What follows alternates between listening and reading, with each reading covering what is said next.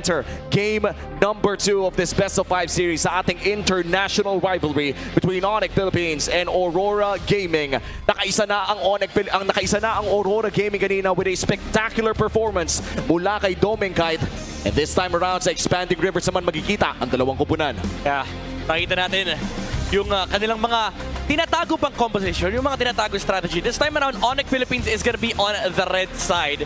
So for Aurora Gaming Philippines, even though as tempting na kumuha ka ng Harley first pick Pryo, medyo nakakailang kasi again nagla-Lancelot si King Kong. Kailangan nilang abangan yung last pick potential for Onyx Philippines. So maybe they go back to the likes of the Guinevere still para kay Demonkite. Pero ang worry mo naman dito for Aurora is kung gusto mo mag-Guinevere, kailangan mauna ka kasi baka kunin to ng Onyx Philippines.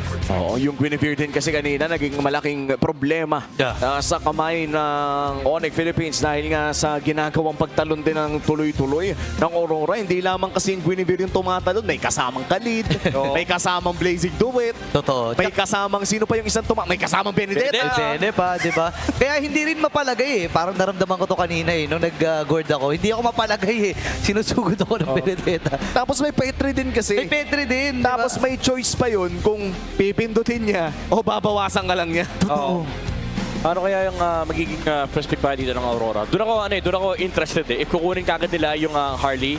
Kasi tempting nga naman to, if ikaw si Demonkite, na mababawasan mo yung jungle hero pool ni King Kong. Zushin! Ooh. On the blue side, very interesting from Aurora. Baka ang tinitignan nila dito, yun nga, first pick Suyo, kaya first pick Guinevere. Wow. And kakaiba to, no? Maliban lang tayo makakita ng ganyang klaseng ban. Especially mula kay Aurora Gaming na mukhang may bagong pattern na naman na tinitignan papasok dito sa ating best of 5. And ito yung best part sa play-ins kasi nagkakasubukan yung preparadong mga coaches natin kasi may 1 week ka na makakapag-prepare para sa kalaban mo. Oo, yun yung sinasabi ng mga coaches na nakakausap natin. No? Parang 1-2 araw ka lang na umabsent doon sa mga scrims. May mga bago na kagad na lumabas na heroes no, na hindi ka kagad updated. Kaya talagang nasulit ang mga paghahanda nitong mga to. At inalis na rin yung Guinevere. Okay. Part ata ng paghahanda ng Onyx din to. And here we go. Open yung Marcel, Suyo, Harley. Yeah, it's a good choice that Onyx decided to just remove the Guinevere kasi open pa yung Suyu. Pero tama kayo, yung Marcel, medyo malaking problema yan kapag lumusot. Pero hindi kinuha ng Aurora. Kinuha nila yung Harley. Open ng Suyu Marcel if Onyx wants to go for that route. In fact, pwede rin nilang agawin yung Claude agad-agad. Pero feeling ko tempting din na kunin yung Harith for the first 2 picks. Kasi ito yung usual na pinangsasagot ng mga teams dito sa MPL Philippines against the Harley. Kasi may capacity ka to outlive yung damage ng Deadly Magic with a constant shields na nanggagaling sa iyong Chrono Dash. Oo. Tsaka bukod pa dyan, no, yung threat, yung kill threat din kasi na hindi pwedeng tumagal yung Harley sa space escape niya the moment na ilapag mo yung Zaman Force mo. Yep. I think it was around 2 to 3 items yung kapag nagitnaan ka nung synchrophation ay pwede kang mawanit. Yep. Oh, focus. Okay. Maganda itong pinili ng Onyx Philippines. Ang mensahe nito is naka-magic damage ka na. Kukunin ko yung Claude, mag-Harith ka, magkakaproblema kayo sa Radiant Armor, and kunin ko yung pang-counter sa mga maraming dash na hero. So nakuha na nila yung Phobius. Now for Aurora, you're kinda in a weird position right now that you're forced to pick Moskov and Clint. Pero hindi ito yung mga usual na nilalaro ni Domengkite. Oo, tsaka parang nakita naman natin kanina na mainit mag-Claude si Domengkite. Nanakaw pa ito ng kamay ng Onyx Philippines. And for Aurora Gaming, I think may na mga nabanggit kanina yung Clint, yung Moskov. Kung sila naman yung mag-Bruno ngayon, okay pa rin ba yun? I think okay lang. Ang danger lang is kailangan na nilang isipin yung Marcel. Pero they go for the Clint. Ito na yung sasabi natin kanina.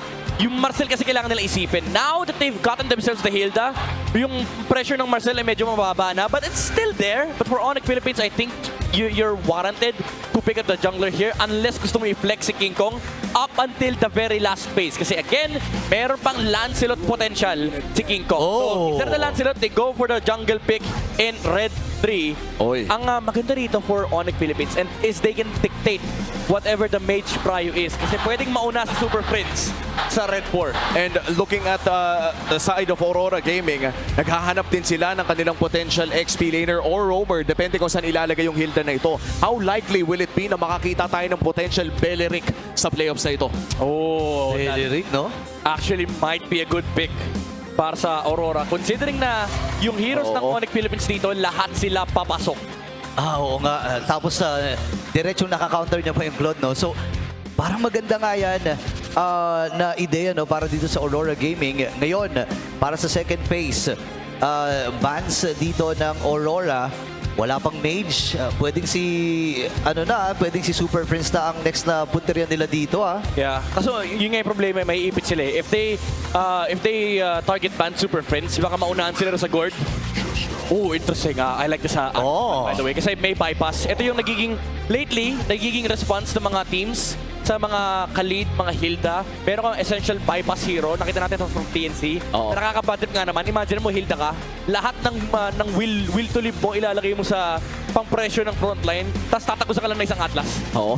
Napakahirap din kasi lagpasan eh. The moment na makita mo yung pusit, hindi mo naman pwedeng i-burst yung pusit. I think we joked about this during the regular season. Ilang beses nating sinabi na baka ang sagot dito ay kailangan i-burst yung pusit. At may isang team lamang na gumawa yun, specifically with a carry gold laner na kayang i-burst itong Atlas nito. But we have already revealed yung mga gold laners natin. It's a Claude versus a Clint and Lilia ang tatanggalin ng Onyx Philippines.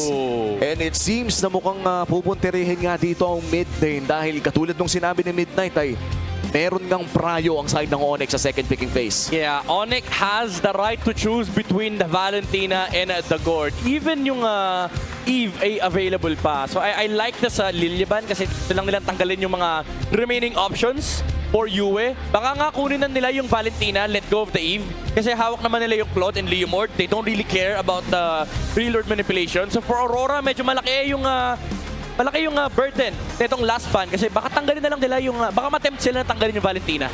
Oo nga, no? Kasi available pa nga rin ang... ay, hindi, wala na. May Sora pa naman na option kung titignan mo para sa Aurora. Pero... Hello, ayun. So, this time, para sa Onyx Philippines, magiging heroes dito. I think Valen, you just take this Valentina, at least ma-block mo yung mga big ultimates na pwede manggaling sa roam. Kasi kapag hindi ka nag-Valentina rito, baka kunin ng Aurora yung Grok. Ni Light, put the shield on the EXP kasi decent matchup naman versus the Phobius. That's true. So, again, for Onyx Philippines, they can just keep this pick simple. Get the Valentina or the Eve, and then get last pick roam. Alam mo, pag ginawa yun ng side ng Onyx Philippines, parang at this point medyo ipit ang side ng Aurora Gaming to also not get big ultimates dito sa second picking phase. And you think this is a Kimi game para kay Yue sa mga naging favorite pick niya? Alam mo, sinabi ko kay Wolf to, ayokong makita yung Kimi dito sa series na to kasi ang hirap eh. Imagine mo, Onyx yung kalaban mo. This team likes going to the mid lane with 4 heroes before the 2-minute mark. So, it's kind of risky. Pero this game, it might make sense. Kasi again, lahat ng heroes ng Onyx papasok. So maybe Beleric and Kimi is warranted here unless they're willing to go the other route para kay Edward. Lagay nila yung Hilda sa roam. Tapos kuha sila ng Alice. And then maybe an Eve to control team fights. And dito na natin malalaman kung ano nga ba. Gatot Kacha, safe pick with the Gord. And itong dalawang to yung medyo magiging sabihin nating standard answer ngayon sa ating liga. Final pick here for Onyx Philippines. Ano ang pinakamaganda? I think you go Marcel. Even though may Hilda, you put the Hilda, now you see the Hilda is played on XP. You can just get the Marcel, gamitin mo yung Golden Hour para pang-cancel ng mga wombo combos from Aurora. And now suddenly you have a big disengage spell for Onyx Philippines. Ay! Comfort para kay Brusco. Nagbabalik, no? Ito isa sa mga heroes na napapagana nila nung prime na era ng Onyx, no? And kung naaalala nyo, during the M6 run of Onyx Philippines, dalawang hero ang kinilala sa kamay ni Brusco. It's the Cho and the Khalid na nakita nating napakalakas pa rin up to this point. And with the changes and buffs na nakuha ng isang Cho, mas smooth na yung mga combo na pwede nating makita mula dito kay Brusco. Ang tanong ay, smoothly ba nila makukuha ang Game 2 na ito o malaking momentum na ba ang masesecure ng Aurora Gaming as we head on towards Game 2 of our international rivalry dito sa ating playoffs do or die to mga pare. Kailangan nating ilakad ang every game na isa sa dalawang teams na pinapanood po natin ay hindi na natin mapapanood bukas. Isipin mo, umabot tayo sa punto na ganito, no? Yung mga kampiyon natin, yung mga Kaya world nga eh. champs natin, maglalaglagan sa day 1. Bakit ka naman ganito, MPLPH? Why naman ganun? Why naman like that? 2 years, sinuportahan natin itong dalawang team na to. Ngayon maglalaglagan sila. And for Onyx Philippines, they picked a risky choice by taking this show. Pero alam mo, matagal na natin sinasabi ito eh. Yung show na yan, risky pick yan ever since. Pero sa kamay ni Brusco, tiwala ang Super Family. Oo, tsaka I think when you look at the Clint, parang prime target kasi ito ng mga Cho eh. Iisa Oo. lang yung dash. Granted, may flicker dito si Domeng kahit ay hindi pa rin ibig sabihin nun eh, hindi pwedeng sundan ng flicker ng isang Cho. So kailangan natin mag-ingat dito ng side ng Aurora Gaming sa mga plays na ginagawa dito ng Onyx Philippines. And just like that, ay mukhang makakakuha ng isang green camp ang side ng Onyx. Nakakatulong din pala kasi sa Leomord yung minus armor ng Oo. Cho dun sa passive niya. Yung too fast. Oo. Tama diba? Too fast. Ano? Oo. Oo, tama. Too fast Too ata. fast, too fast. Sharkey, too fast. Sa Talent Academy. Oo, wait lang ha. Okay, ang tuturuan nata dito ay si Brusco. Pero may jet daw lamang siya nagagamitin. Buhay pa naman itong si Light, pero ando doon ang mga pokes na nanggagaling kay Demon Kite. So, 30 segundo pa naman para dito sa unang pagong. Kaya nga naman, may kakayahan pa ang Onyx Philippines at Aurora para sumetap. Kalmado lang muna para sa pares na kupunan. Saktong poke, saktong clear at hindi pa naman tayo nakakakita ng malalaking ikot sa ating mga side lanes. And so far, no, talaga magpapa-level 4 ang isang Harley. Katulad na lamang ng pinag-uusapan natin kanina. Usually, yung mga teams talaga nag-aantay ng level 4 power spike na ito na mukhang nakuha naman na ni Demon kahit sa paparating nating turtle fight 10 seconds in. Available na rin ang Phantom Steed dito ni King Kong. Ang kailangan na lang natin abangan ay kung sino ang unang makakapwesto, ang unang makakahuli around that turtle pit. Yeah, it's Onyx. Nakuha nila yung XP grab para kay Kirk. So now they have the focus in the river pit. So Onyx, they have Turtle Pryo pero may mga mobility spell naman ng Aurora kaso may nakaharang na Chu. Oo, hawak ni Super Prince kay AOG. Nagamit yung si Gush. Pero masyado malayo mga miyembro ng Onyx Philippines. AOG para lang maproteksyonan si King Kong. At nakuha na nga niya ng malaya yung pagong. Tinamaan siya ng Deadly Magic pero si Brusco ay hindi pa tapos. Maghahablo pa ata dito ang Super Fam pero tatama yung taunt mula kay Light. Kaya lang wala na ata siyang patakas kasi level 3 lang lamang siya rito. Wow. Ito yung pokes mula kay Super Prince. Napakahabde. Papasok na si DK pero hindi na muna itutuloy. Oy, 1 for turtle as well. And dalawang nakuha ng Onyx Philippines dito, no? Big win sa kanilang first encounter.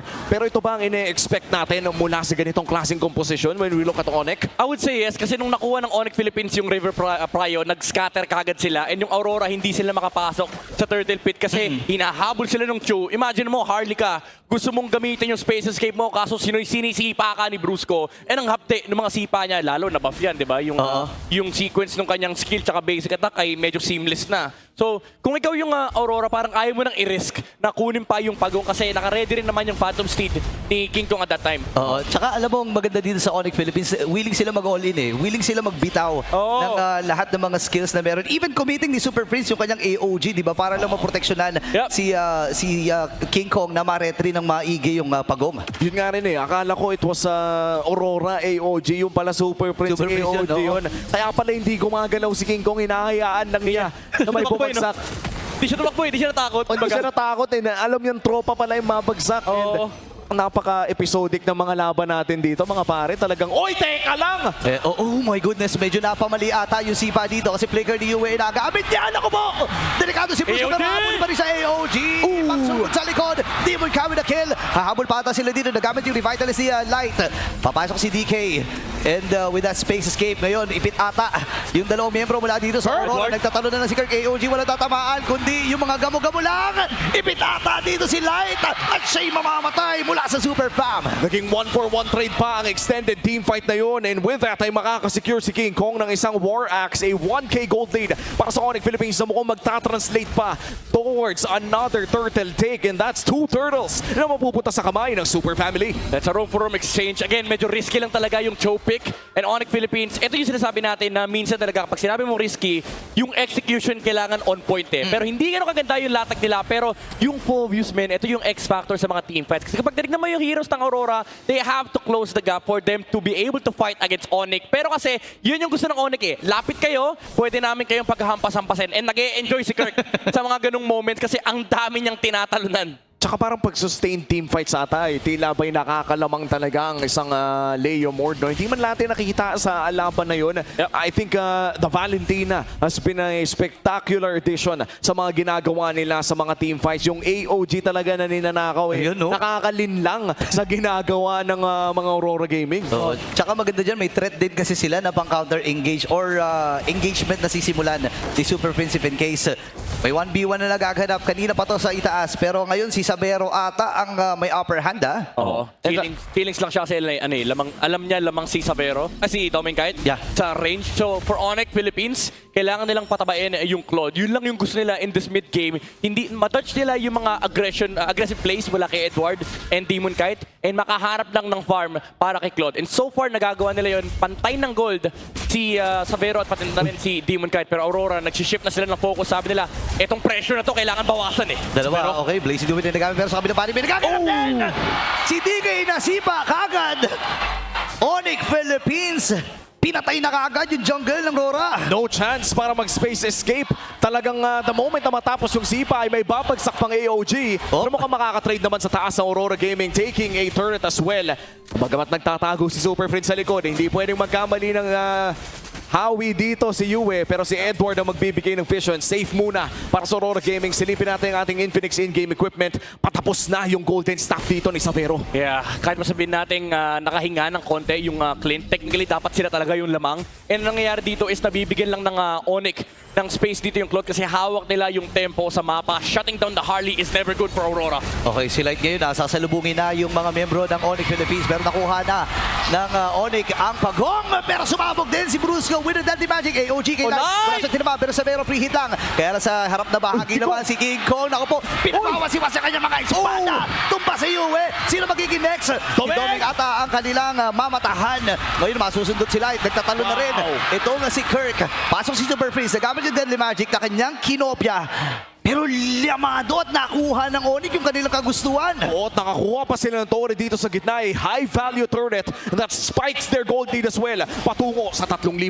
Yeah, and alam ng Onyx Philippines kung paano iti-treat yung team fight. Kailangan lang mauna ni Brusco for the threat nung kanyang Way of the Dragon. And because of that, nag-aalisan yung members ng Aurora. Hindi ganun kadali for them to actually engage. And even yung AOG na ginamit doon sa likuran ni Light, pinaypas lang ng Onyx. Wala silang pakialam doon sa re-engage ng Aurora kasi pwede nilang pasukin yung backline, yung mga members ng Aurora na gusto magtago. Yung Harley, yung Clint, and most especially yung Gord. Kasi kapag ginamit na yung kanyang Mystic Dash, nakatayo lang yan eh. So yan yung pwedeng rektahin ng Onyx. At kanina pa nga talaga nilang iniilang dito si Yue. Currently 0, 1, and 2 sa larong ito. Yung flicker ay naka-cooldown pa rin. Hindi pwede na mag-angas ng Aurora dito sa loob ng kanilang purple buff. Pero mukhang madedepensahan naman nila ng bagya at makukuha ito via retribution. Safe ang Aurora Gaming. At bumibili ata sila ng oras. Ang tanong ay hanggang kailan ba pwede bumili ng oras? Yun nga eh, ang problema dito kahit bumibili sila ng oras,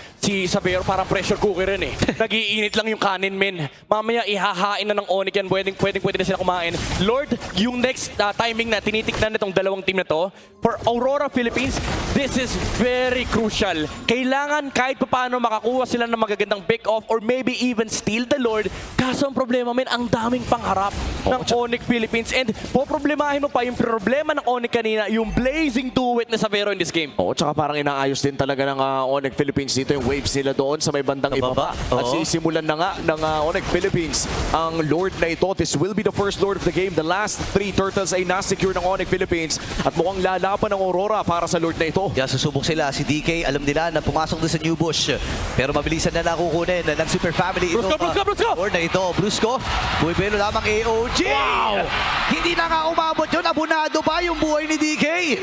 Oh, hinahanap pa nila sa ilalim ng torre. Makakatakas naman dito si Edward. Pero mukhang kailangan na rin umalpas ng Aurora dito. Isa ang mawawala at makukuha ng Onyx ang Lord. Never doubt yung showdown ni Brusco, men. Kabisado niya. Kakagamit lang ng space escape flicker into the Way of Dragon. Agad-agad. And Onyx Philippines, parang napasama pa ata yung gatot kacha pick ng Aurora kasi may hawak ng AOG si Super Prince. Ang daming sumusugod dito. No? Kanina nabanggit natin si King Kong, si Bruce, si Kirk. Tapos isasama mo pa si Super Prince na yung ideya talaga ng ginagawa niya, kinukuha yung AOG para hindi nga makapwesto at magkapag-group up ang Rora. O yan, walang holy shields yung babang Torre. Actually, hindi. May Torre pa kasi doon sa may bandang Sa ibaba. oo. Magpo-proc pa yung passive kung sakali. Pero parang nakasama din yung Torre dito sa baba kasi tumagal pa mas lalo yung Lord kaysa makakaisang minion wave pa ata to, pare. Oh, wait lang, Brusco. Baba sa 20% ang kanyang HP pero mabubuhay naman siya. King Kong sumisilip lamang doon sa bintana. Ay, sinisilip-silip yung mga miyembro ng Rora na gustong lumabas. Tumili sa bintana ng ng Onyx. Yung Super House. Alam mo yung mga kalaro mo, di ba? Sisilip-silip sa bintana. Ayain ka. Laro tayo. Eh, ayaw makipaglaro din ng Rora. Pero sabi nila, sige, bilhin natin yung tip dito ni Kurt. Nagamit Ilaw si King yung Kong. Sigdash. Pero ibitata! Itong si Edward AOG para kay Light. At ginamit din yung pantakas. Oh no, yung mga ultimates ng Rora, pang-escape na lang. Oo. And ito yun mayroon pa na mga natitirang mga pang-wave clear mula dito kay Yue. Pero mukhang pipilitin na ata ng side ng Onyx itong inhibitor turret sa baba. Umaamban na naman si Brusco. Mala M6 run nila at hindi ata nila mapipwersa dahil wala na rin silang minions. Teka lang, may hinila! Kaya alam nila na wala itong AOG! And Super Friends with a kill! Napo AOG din si Super. Hindi ko alam, napindot na lang ata yun. Nainggit siya eh. Pero ayos lang. Ako din. Sabi niya, yung sa kanya kasi na-cancel. Oo. Ganito yung itsura niya pag tumuloy.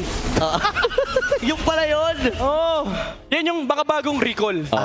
Okay. Tama naman. Baka na-refresh din lang, no? Para lang may makuha na iba matapos ng AOG. Style points. Yeah. Kaya nga, Pwede mong cancelin yun eh. Oo, meron yun pre, yung parang kulay violet sa taas. Pwede mong pindutin lang yung para makancel eh. Swag points lang, swag points. Swag points lang. Papogi lang ng konti. And, alam mo naman, si Super Prince, papogi din yan. Eh. Oo naman, oo naman. Sinasabi ng community natin na titutuloy Oo. ng Onyx ang pag-push dito against Aurora Gaming. Pero may 20 segundos pa naman ang Aurora para mag-recover. Walang inhibitor turret na nawala sa huling pag-push ng Onyx, which is good para sa Aurora Gaming. Kaya nilang bumili ng oras para mag-contest sa upcoming Lord na ito. But again, till when, di ba? Hanggang kailan kayang bumili ng Aurora ng oras? Kasi ang oras ay nasa side ng Onyx Philippines. Ito yung mapapasabi ka talaga what time is it sa Vero time. Kasi almost full item na Zero. Kung sila, okay, nakaamba yung Unbreakable pero hindi na niya itutuloy yun. Ang ganda ng zone dito ni Super Prince. Isipin mo siya yung zoom zone. Brusco! Hawakan lamang niya yung AOG. Tutuloy na muna dito ng Philippines yung Lord. Hindi makakalapit. Grabe! Itong si Demon Kite at talagang paatras na muna ang Northern Line. AOG! Hindi naman si Edward pero flicker ka agad paatras dito kay Super Prince. Swag points ulit. Swag points. Swag points. Sabi niya, nakuha ko na yung Lord, pa-AOG lang, pogi. Ayun. Tapos flicker palayo. Pang number 9 yan, pare. Pang-number. Kilala mo sino number 1? Ay, Sino? Secret. Si Omi yan. Number 1 yan. Salamat. Salamat. Ito and to be fair, Midnight, itong nangyayari ngayon para sa Onyx Philippines, nabanggit mo na oras na nga ni Savero. Currently 1-0-3 sa loob ng ating laro. Pero parang si Super Prince yung kanina pa nag-aura farming. Oo. Siya ata yung nagbibigay ng espasyo sa klud na ito eh. Oo, ito na yung mararamdaman mo yung mga shot call ng kapitan ng Onyx Philippines. Kasi karamihan ng mga engage nila, men, naka-layer, yung sipa ni Brusco, yung AOG ng Valentina. Oh, Brusco, King Kong daw. Nakakatakot talaga pag sumisilip-silip si Brusco doon sa bitana eh, no? Yung mga dash lang tapos aatras. Alam mo may kasunod yun eh. Oo. Kaya hindi na rin pinilit ng Aurora na proteksyonan pa yung babang Torre. Brusco. Pero may wave pa sila sa middle. Yung Lord lamang ang pinupunta. Flicker! So, andyan din si Pa. Kaya alam masyado na ata malayo at malalim na! Si Brusco at siya'y mamamatay. Oh wow! Tapos dito, King Kong makakakuha ng kill. And this time ay wave lamang ang minamanage ng Onyx Philippines. May next wave pa naman sila doon sa may itaas. Pero masyado pa itong malayo. Kakalmahan muna ng Super Family. Oo, naging 1-for-1 ang trade. Inhibitor turret na naman ang punteriya dito ng Onyx Philippines. Pero sapat naman ata ang kapangyarihan ng Aurora Gaming para depensahan ang Torre na ito. Dalawang inhibitor turrets lamang ang nawala sa Aurora. Pero lumaki na to a double-digit gold lead ang hawak ng Onyx. Yun naman yung maganda sa lineup ng Aurora, no? Yung range na sinasabi natin kanina, nagagamit nila to defend. Nandiyan pa rin naman yung Clint, nandiyan pa rin yung Gord. Pero yung mga engage na ganito from Onyx Philippines, yan yung mahirap iwasan kasi kailangan naka-ready ka talaga. Kailangan naka-ready yung Unbreakable. Kailangan si Edward haharap ng backline access. Kaso ang problema, si Sino nga harangin mo sa likod ng Onyx kung 4 na members sa kanila sumusugod? Si Xaviero lang yung naiiwan sa likod eh. Pero kahit yan, pwede willing sumugod din eh. Oo, tsaka with the flicker, kahit iwan talaga yun sa likod, pwedeng mag-BMI flicker in, Yes. plus the Blazing Duet. Crown na pa. Hindi pa natin nakikita yun. And ito na, concealed play. Mula dito sa Onyx Philippines, mukhang walang mahanap si Brusco. Makikita lamang niya si Dominkite, pero amba lamang ang kanilang gagawin. Tama ba na ang safest play dito ay antayin na lang yung susunod na Lord? Yeah, it's gonna be a lot easy for Onyx to just wait for this Lord kasi uulitin lang nila yung kanilang ginagawa kanina. In fact, yung pananakot lang ng Cho enough na yun eh para hindi makaretry si Demon Kite. Kasi abot na abot ka talaga ni Brusco kahit ano mangyari unless again mahanap siya ni Light and matamaan siya ng Unbreakable to sort of hold down this Cho para mabigyan si Demon Kite ng access para sa Lord. Pero ang problema kasi doon, assuming na pag ginawa yun ng Onyx, hindi sila naglo-Lord. Oo, and ang mahirap na parte ba dito na para sa Aurora Gaming, kung paano sila didikit dun sa Lord eh. Ang dami mong layers na dadaanan. Kumbaga sa mga gate, sobrang dami talaga Oo. na kanilang pupuntahan dito. In line, nagamit na kagad yung Revitalize. Tingnan mo naman! Baka lang. Ganun kasimpleng poke lang, pre. Yan na. Napindot na kagad yung Revet. 18k yung buhay ng Lord. I-reset nila to, And itong reset na ito ay alam nating nakakalamang ang side ng Onyx Philippines with 2 pushing lanes in the mid lane and in the bottom lane. Pwede patayin ng Onyx. Napakasakit na rin ang damage na nagagaling kay Super Friends. Demon And Dominkite trying to make a play. Walang mauhuli si Brusco. Siya ata mauhuli. Okay, ubus na yung G-Kundo niya eh. Pero pipilitin nila ng Aurora Gaming. Kaya lang mamamatay na kagad din si Light. King Kong ay susugod na rin. Babalik sila dun sa Lord. Referee! OGI Naga. Kaya lang kaya lang Rondo na mag-i-call din ako ni Philippines. Tumpa na kagad si Yue. Hinabol pa rin si Edward. At ang baba na ng kanyang HP. Dominkite will go down. Pero parang okay pa rin yun para sa Onyx Oo, dahil buhay pa rin si Brusco. Actually, 5 ang Tapos ba? pwedeng mag-push mula dito sa Onyx. Ako, pwede na tatapusin ito ng Onyx Philippines. Brusco nagapan ng pagkakataon. Sino ang kanyang uhulihin? Napalayo na rin dito si DK. At Torre na ang nakikita ng Super Farm. Game number 2 ay mapupunta sa Sonics.